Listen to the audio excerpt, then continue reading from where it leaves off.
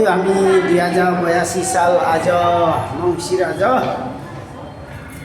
6 गतेको आज शनिबारको दिनमा धरानको घण्टाघरमा यहाँ हाम्रो फुपू भास्करे फुपू र हामी सबै उर्मिला मेरो कान्छी बुहारी अब सहित यहाँ हाम्रो आमाहरू पनि छन्। यो घण्टाघरमा हामी चढ्दैछौँ, हामी जाँदैछौँ।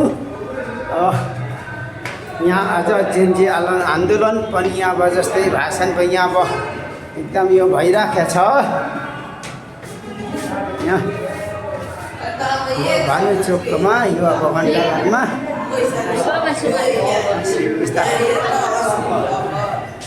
हामी जाँदैछौँ। हाम्रो भाइ बहिनीहरू पनि आउँदैछ, एकदम रमाइलो भएर ल ल ल ल ल हाम्रो भाइहरू रमाएर आएछ। ल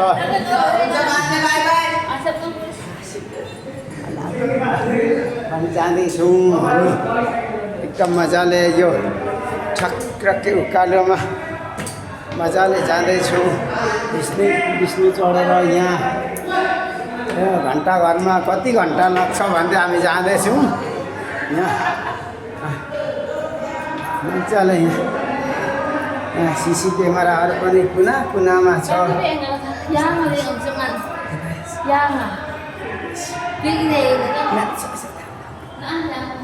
ल हेर्ने हो।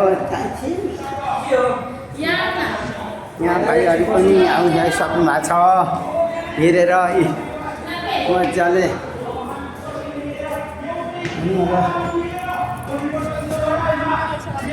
भाइ बहिनीहरू एकदम व्यस्त तरिकाले हेर्दैछ। यहाँ एकदम यहाँ हाम्रो उर्मिला नातिनी छ, यहाँ मेरो भारी हाम्रो भारी पनि छ। यहाँ घण्टाघरमा धरानको यहाँ हाम्रो जेन्जीहरू भाषण गर्दैछन्। यो धरानको भानु चोकमा हो, यो मजाले भइराखेको छ। एकदम ठिक कुरा गर्दैछ हाम्रो अब जेन्जीहरूले, होइन मलाई धेरै खुसी लागेको छ। राम्रो गऱ्यो होइन,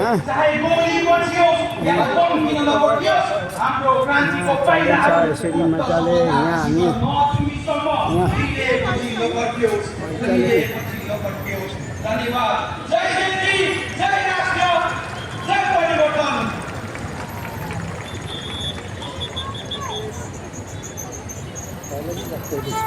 धेरै धन्यवाद जेन्जी युवामित्रहरूलाई। हामी माझमा आफ्नो विचार हालेर राखेर हामी माझबाट हालिरहेको छ। जति पनि यस्तै धेरै विचारधाराहरू हाम्रो माझमा हामी राख्दैछौँ।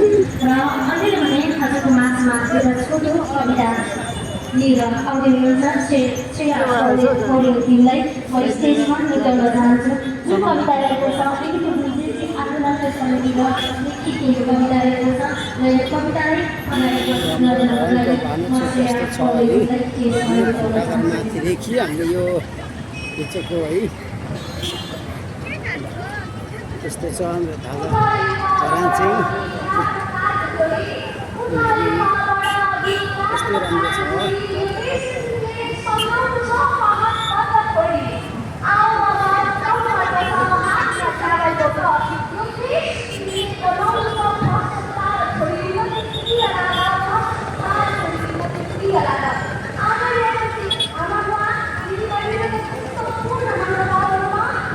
तपाईँलाई धरान कस्तो छ भनेर मनले खाएको होला। धरान यस्तो छ है यो ठाउँ। अब यहाँ एकदम पहिलाको भानु चोक हो। यहाँ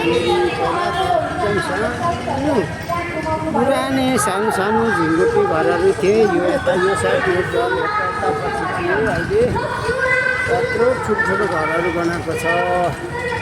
यो पहिलाको चिनो चाहिँ यही अहिले अब यो हाम्रो वरिपरि छ, यही हो।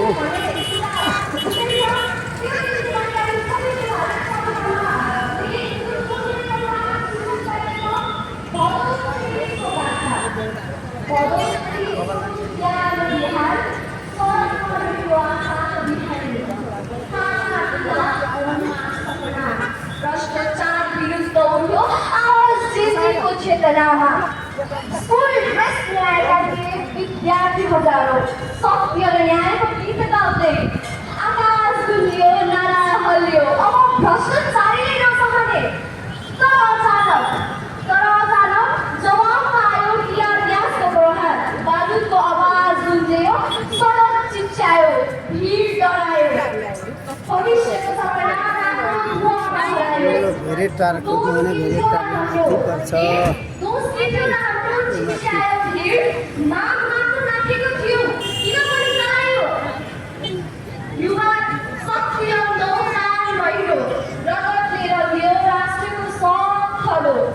भोलिपल्ट फेरि सडक रगतमै थियो आवाज अझ बलियो अझ चिच्याएको युवाको ऊर्जा रोक्न सकिएन राष्ट्रको कानुन झन् उभिरहेको नेता काप्न थाले नेता काप्न थाले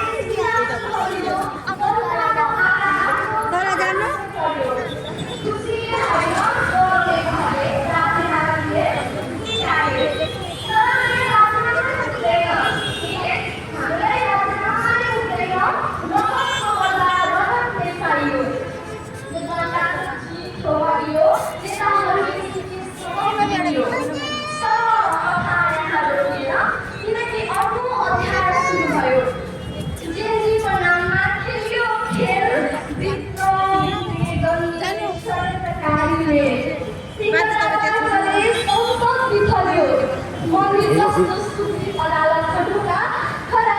भयो जेलबाट बढी भागे झन्झट त्रासी भन्दै गयो यो त हाम्रो माग थिएन सपना केवल न्याय थियो तर युवाको नाममा आगो भयो देश फेरि विनाशतिर धकेलियो धेरै रगत बग्यो आँसु चढ्यो तर आशाको दियो अझै निभेन बलिदानले लिखो नयाँ इतिहास शक्तिको बाटो अझै हराएन अब मौन बस्नु अपराध हुनेछ अब मौन बस्नु अपराध हुनेछ रगतले लेखेको इतिहास हुनेछ